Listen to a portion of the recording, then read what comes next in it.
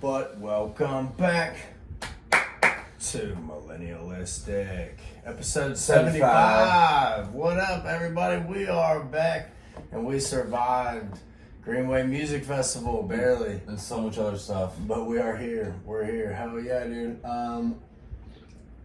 Welcome back to Millennialistic. We're back in the studio here in Madison. Greenway wrapped up a couple weeks ago. So, with this being our first episode since then, we figured we'd share our experience with you guys. First off, we just want to say big shout out to everybody that bought tickets and came out and had a blast. I know we had a fucking time. Yeah, it was real fun. Shout out to shout out to everybody at Short Mountain Distillery. Everybody at Sloan Super Services, and just everybody that came together to make that work because, man, we had some hiccups. I think what's interesting, if you go back and listen to our last episode that we posted with Matt Taylor and Chance Willie and all those guys, you can hear we talk about like the thunderstorm rolling in at the end of that episode. Well, it's like, I think we like, is it gonna rain or something? And then we heard like some super serious thunder. I don't know if we picked that, if that was during the episode or right after. I think it all happened as we were wrapping up because when we got done with the episode, for those of you that don't know, the festival got called due to a horrible storm that came Saturday night and all the way to Sunday. Yep. So it got, unfortunately the festival did get cut a little bit short, but you do what you can. And when it freaking monsoons like it did for 4 hours straight like that, that was crazy. I literally thought, I was like, probably a few hours and we'll be gone. And it was relentless. And it's really rare that it rains like that hard in the middle. It rained hard too. Like I remember like coming up there and it was raining pretty hard in Murfreesboro the night prior. But they were like, yeah, the chance of it raining really hard and to continue to rain is very low, and that's not what happened. Yeah. No, I was like, what? What was that you were telling me about how it's really like raining consistently and really heavy? And it is, but I mean, it was a bummer because a lot of people, you don't go to a festival, things that get canceled for like half of one day and the entire other day. You know what I mean? Yeah, no, and it's just like, well, they had to. Yeah, no, I mean, I think at a certain point you worry about, people getting out and just, all that equipment moving around and all that. Like, I think what does it usually is the lightning. Yeah, that's true too. That's the first thing. Because it's rained at other festivals before, and they didn't tell people, like, hey, go back to your camps unless it's lightning. Yeah, that's true. Yeah, I don't know, but honestly, regardless of it getting shut down, though, like I said, it was a hell of a time. I know we had a ball out there, a lot of awesome acts. It was good to see a bunch of bands. I only saw Matt Taylor's Comedy Hour with Chance and Donnie and other homie, and I saw Soul Carnival. They're really good. Yeah, Soul They're Carnival from Alabama. I said they were from Atlanta, but no, they're from Alabama. I talked to the band afterwards, but they were pretty cool. And then I saw bits and pieces of Aqueducts, but they were playing while we were recording the podcast. And then I saw, I think I saw my buddy Spun One DJ. Shout out to Robbie Ferris. I caught some of his, and I think someone else. I didn't really see very much. Like literally, how I came in, set stuff up, went back home. Yeah. Came in Thursday night, and then they have shows playing really late Thursday, from my memory at least. Yeah.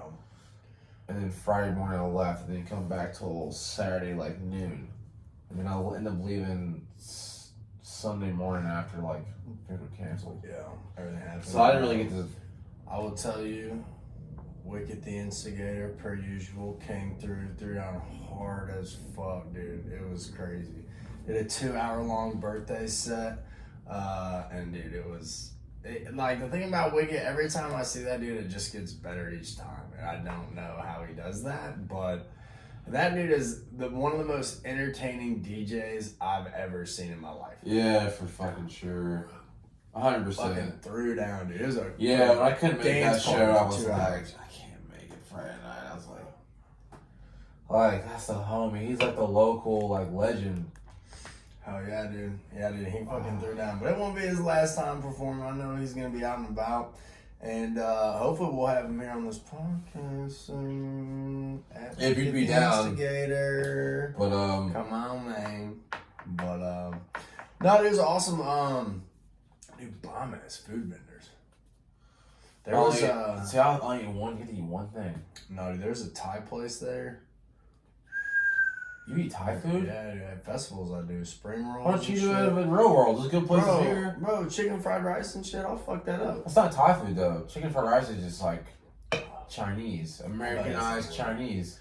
I feel like that's anywhere. Thai's like, there's, like, pho. What is the that? Noodle, what pho. is that? What was that place called, though? They're like local. The vendor? Yeah. I really don't know, but were they the same ones that were there last year everyone was raving about? Yep. Dude, that place is fucking awesome. Wait 1 second. You got Chinese food? Yeah. Yeah, that's what I got too. Yeah. That's what I got. That and the pizza bus. What do they call that? It's called like crack pizza or something. And they like No, that's not what it is. I'm totally joking. I want to throw like this. I did this dude back in the day. Had a short bus they turned into a little mini pizza bus like that, and he would pull up the house parties in it. I think that's genius, dude. Yeah, this dude's name was like Daniel, and it's like Daniel's like pizza bus. He just did it himself. I'm like, that's pretty cool. Bro, the pizza machine. The pizza machine. Yeah. Hell yeah. Dude, that place is cool as shit. And the cool thing about it is they operate based on donations. Really? They don't like, they're like, hey, nothing's listed for prices. Just Yeah. pay what you can. Mm-hmm. Holy shit. I tell you, like, pay what you think that this deserves. It's a very interesting business model for sure. But they kill it, dude. Like, there's a line there the whole weekend, bro. It's crazy. It's crazy. But yeah, no, shout out also to all the artists that came on the podcast throughout the weekend. That was our first time ever recording an episode, like, not in the studio. So, yeah, that was cool. So, shout out to Jose and Mary and Timothy Chance and Mill Dog and Jose and Mary. Oh yeah, don't forget the and dog. And yeah, Matt Taylor, Chance, Donnie, all you guys for coming on.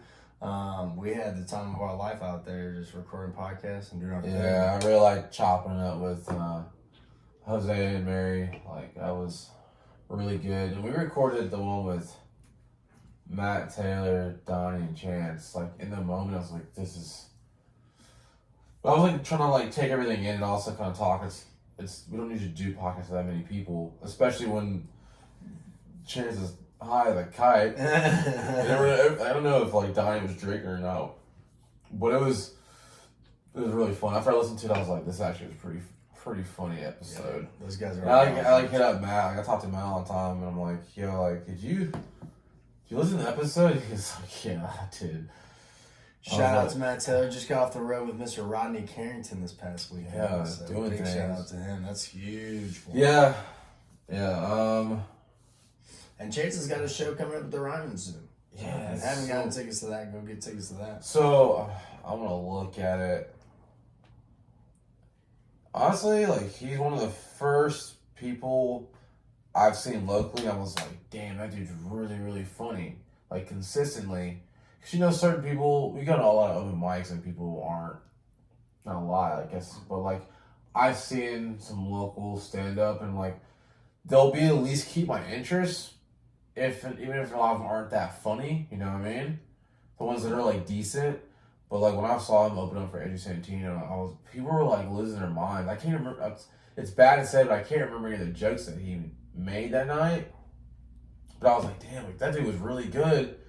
Yeah, and it just keeps the whole place like rolling. And then I met him and got to talk to him about it. And I was like, dude, like, Santino's one of my favorite like podcasters and stand-up comedians. Like, I'm so hyped for his new special coming out because I feel like he's gonna blow up. Oh hell yeah! I think that he. I think Santino. I think he kind of doubts himself in a way, like or maybe I feel like he almost should be cockier, not cockier necessarily. that he puts on. He's just like a very humble guy, and he's like a decent actor. I do think he's one of those guys that does feel some kind of way that like Netflix hasn't hit him up yet to do a special. He's doing it right now. I know, but like he did last night. But think about like how long he's had to like watch all these other comedians that like aren't as good as him get specials. Yeah, but it doesn't have to be Netflix. Like, Netflix is like the stand-up comedy slut. But like of all the streaming services, they just spin them out. Like, and that's what I'm saying. Like wouldn't that be frustrating though at a certain point to like watch all these other fucking people get one? Here's the thing that he knows because of what Andrew Schultz did. You don't have to Andrew Schultz. Yeah. They were like, hey, Andrew Schultz is one of my favorite stand-up comedians. Has an absurd podcast called Too Flagrant. They have everybody on. Anyways, he filmed a special, and they were like, hey, we need to take these jokes out or edit these differently so you don't offend people. He's like, I am a stand-up comedian. I'm not doing that. He's like, I'm not going to say which streaming service it was, but like, he's like, you know what? I'm going to buy my special back, spend his life savings. That's how expensive it was to film. To get out of those contracts is crazy. It's a lot of money to buy his own special back and then put it on an independent film house thing website. We're like, hey, if you support me, buy for $15, please. You know how much money this motherfucker made? Millions. We're talking about. And that's literally people buying his special for 15 minutes each.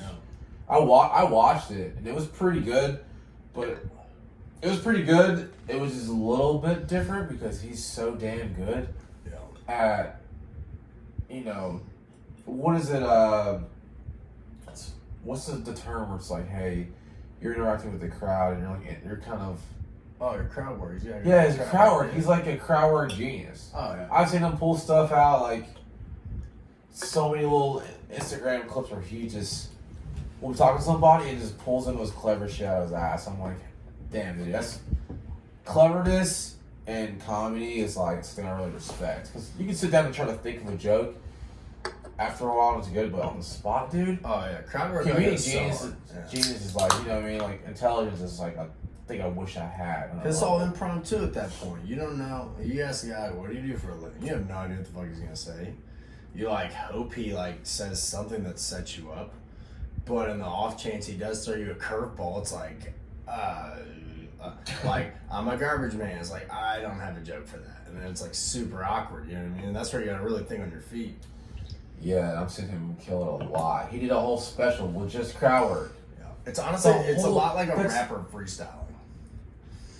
It is. Like in the middle of his But to be able to say things that and keep people laughing the entire time. Yeah, that's a skill. But I don't know what Andrew Santino is where he's gonna put his stuff out, but he's not. I don't think he's worried about what platform it goes on. I think he's just like, dude, I hope people like it. Yeah, exactly. So I've heard him talk about the art of stand up.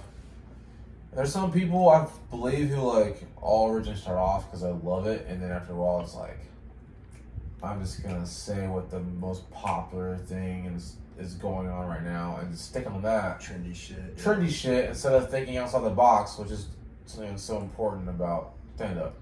Even if you have the thing about stand up is like this surprise element in jokes is what makes jokes jokes.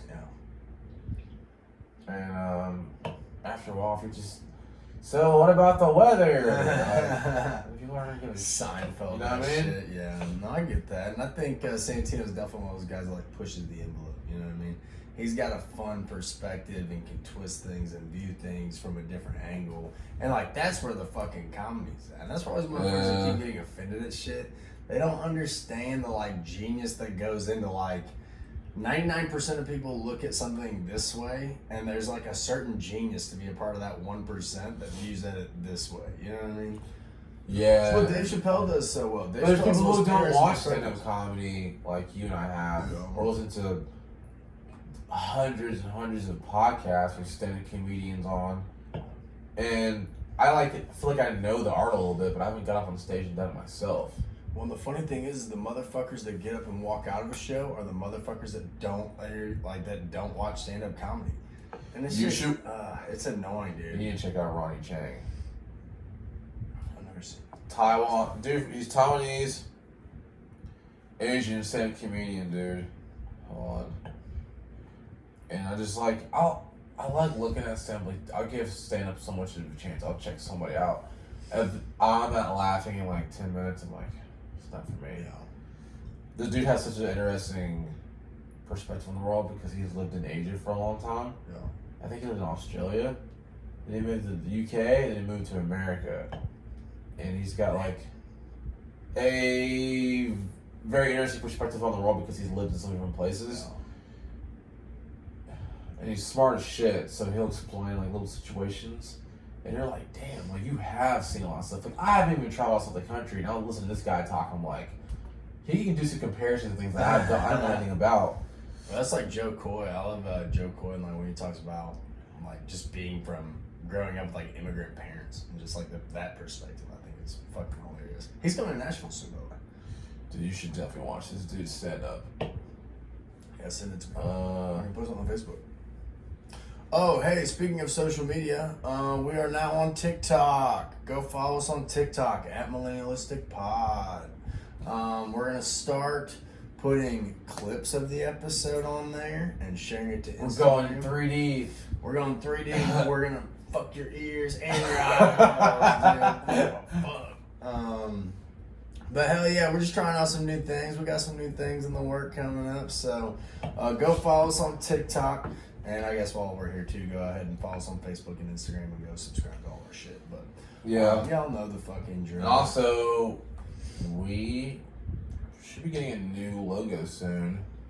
Logo coming soon. I can tell what it looks like, but you know, it's gonna be dope, of course. And also, I think we're gonna get some new intro music. New intro music that I made. Maybe some merch coming soon. So make sure y'all following us because there's some big shit coming. Yeah. Bro, I'm gonna take things in a different direction. Do it. I don't give a shit. We gotta talk about this P&B rock thing, dog. Cause you know I'm a hip hop. Peanut butter and what? No. My boy P&B Rock, hip hop artist, bro. And I know a lot of you guys have probably seen this, but got fucking shot and killed in LA while out to eat, grabbing waffles with his girl. Which is crazy, dude. I mean, it's just another hip hop artist, way too fucking young, dying. Wait, he's at a restaurant? Mm-hmm. Wait, I thought the whole this is like he shares his location type of thing. Oh no, that was Pop Smoke. That was Pop Smoke. Yeah. Pop Smoke. Wait, no, you talking about T Grizzly last night. Yeah, and T Grizzly recently got shot too. No, I got him confused. That was Pop Smoke that like posted on his Instagram, like at the Airbnb and shit, and like all of his shit came to the door and like all that had his address on it. You said a 15-year-old kid. Yeah, 15-year-old kid murdered Pop Smoke. First of all, if a 15-year-old kid got there, you're supposed to be driving. I don't know if he was the one. There's multiple guys. I don't know if he was the one driving. But supposedly with Pop Smoke, they knew where his Airbnb was because they like were posting. You read about all this, right? Yeah. For some reason, I thought I heard a rumor that like he. What did I hear? It was like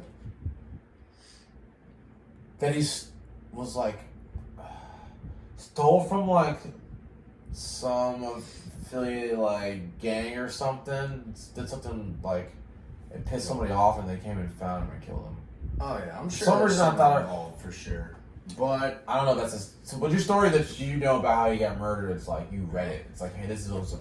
Well, and the thing about Pop Smoke and about P&B Rock is like it brings up this question of like, is it dumb if you're a rich, famous celebrity to post where you're at on social media like that, or like it? Like, I don't know, dude. It's just like one of those where it's like, I don't have to worry about if I go to a fucking restaurant, if I post where I'm at, me getting fucking gunned down. And I feel like other people should feel that same way of like, you shouldn't have to deal with that. But that's where I'm worried, bro. Like, hip hop has just gotten out of control again. And there's too many of these young motherfuckers dying over dumb shit. And it's honestly, it's sad, bro. Like, It's really sad because we keep getting robbed of all this good talent, either from drugs or fucking like just gun violence. I don't really know much of his music. I sure that one Shlomo remix I like a lot. But would you say he's a talented artist? Yeah, bro. Yeah. Well, again, he's like a lot of these guys, like Triple X and all of them. Of like, he was just about to fucking do it. You know what I mean? Triple X, dude, like had his own like sound. Yeah. Same with Nipsey, dude. And it was such a. He could have been huge, dude. He died like 19. Fucking 19. All those guys get like right. Do you remember that idea? That's the last time for a movie.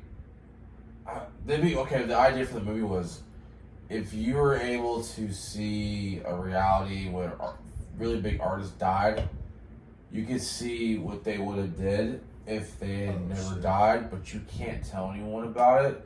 So what if they made a movie where like they did this with several different artists who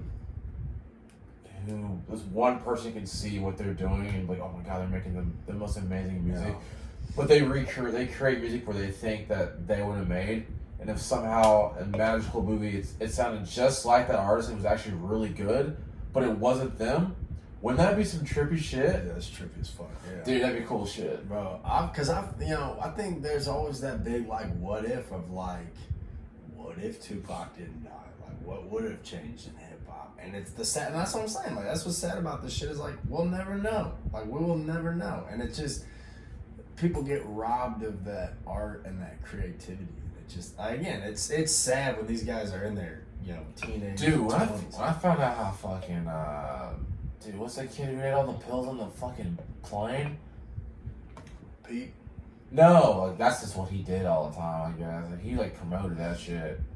I was like, alright, man, you're playing with fire, but... No, that's No, the dude who did, like, the really long freestyles, and Eminem was like, yeah, this kid's pretty good. He seemed like a really cool dude, honestly. I wasn't a fan of his music, to be real, but, like, I saw him do some freestyles that were very impressive, because just how long he could go for. What's this kid's name, dude? He did a song with Eminem called like Godzilla. Oh, Juice? Yeah, Juice WRLD. Right, yeah. And I was like, he was like landing to like, hey, you're gonna get caught with all these pills, and he decided to eat them. You are rich and famous. He must have been fucked up before, because if I was one of his friends on the plane, well, first off, I'd be like, hey, you don't need to be fucking around with pills like this anyway. Yeah. But anyways, if he did have them, I'd be like, dude, don't eat all those. Yeah. Like, dude, take the charge. Or put them in the toilet in the plane. I don't know. No, and we'll fucking figure if you take the charge for all of them, like, you have enough money to get out of it. Yeah. Like, especially if you get caught. Your record label's not gonna be like, so you're doing drugs, so we're getting rid of you. That's an industry that doesn't do that. Right.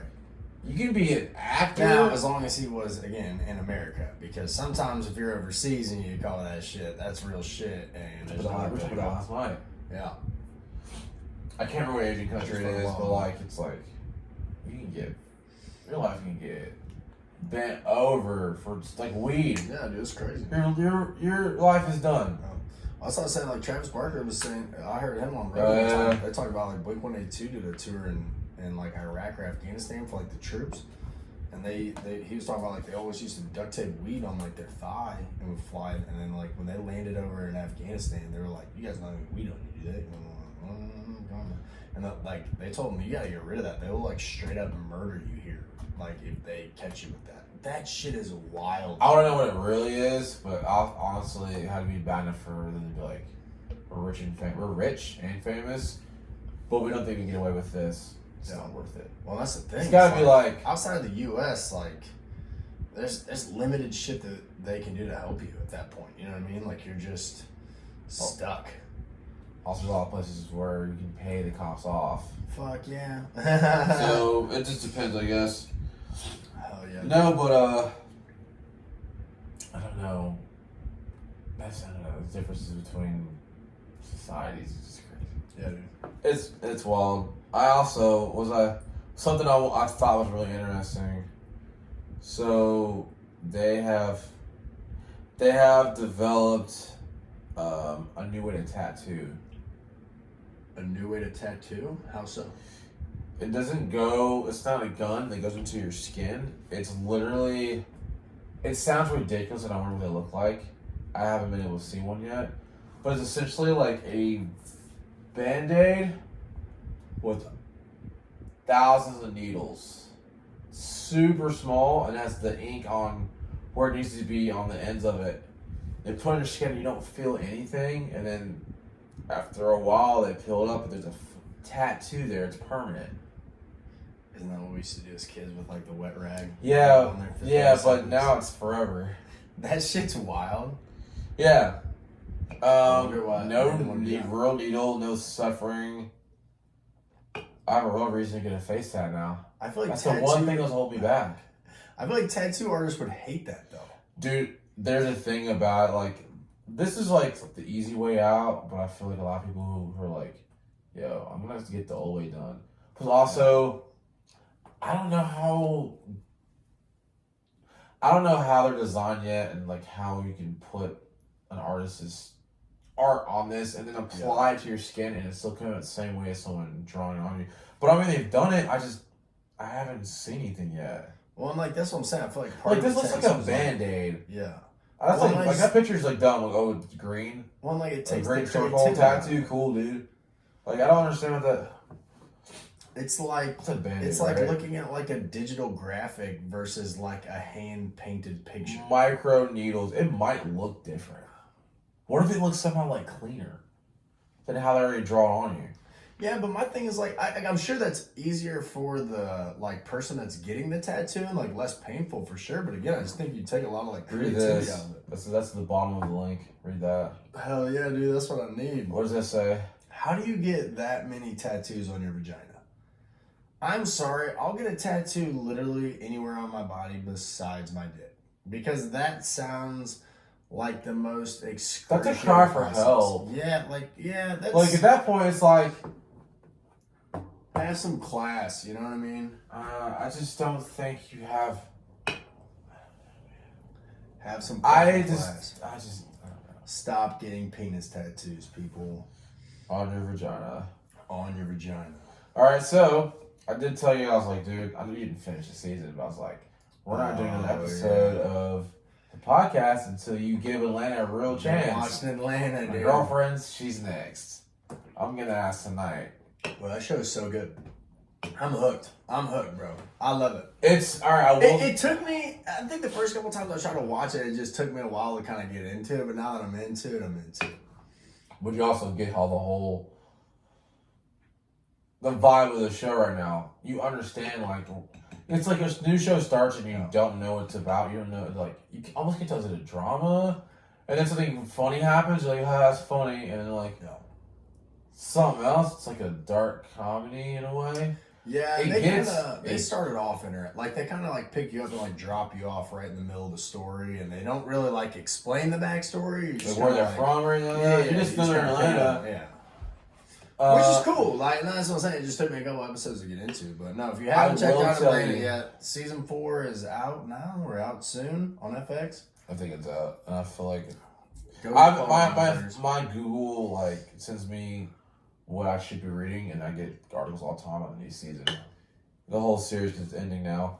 But anyways, I will say that show eventually starts. It takes like a turn where they do like something experimental in one of the seasons where it's like storyline with the actual characters, storyline with people you've never seen before, and then he goes storyline with the actual characters that all of them you know, or like one or two of them, and then a whole different story about people who aren't a part of the show. Ooh. And then he keeps doing that, and the episodes are, I will say one of them, I was like, dude, this is so creative, and I know a lot of people probably took it differently, but I was like, this is great. It seemed like if they made Black Mirror, you seen Black Mirror? Yeah. You know Black Mirror is like revolves around technology. Yeah. It was like sci-fi. It was like Black Mirror for white people. wait till you see when you see the episode I'm talking about, because you're like, because I'm watching, I'm like, oh, this is so clever, and I'm like, that's. You know how you watched, not Us, what's the movie? Get Out. Get Out was like, oh shit, a new angle on a different type of terror. There's an episode of Atlanta that's like that, and it doesn't seem that far fetched, and you're like, holy shit. All right, I'll text you. You have to keep watching. I think it's last season, so 3. Okay, yeah. Well, I'll get there eventually. I'm gonna stay tuned, and you guys need to stay tuned if you want to catch the rest of this fucking episode, because you gotta go to the Patreon to get it. Patreon.com/millennialisticpod, because that's it for Apple Podcasts, Spotify, Google Stitch, and YouTube subscribers. Oh, by the way, this shit's going on YouTube. And we're also going to talk about some NyQuil chicken. You down? NyQuil chicken. So if you don't know what NyQuil chicken is, patreon.com/millennialisticpodcast. If not, this has been episode 75 of Millennialistic.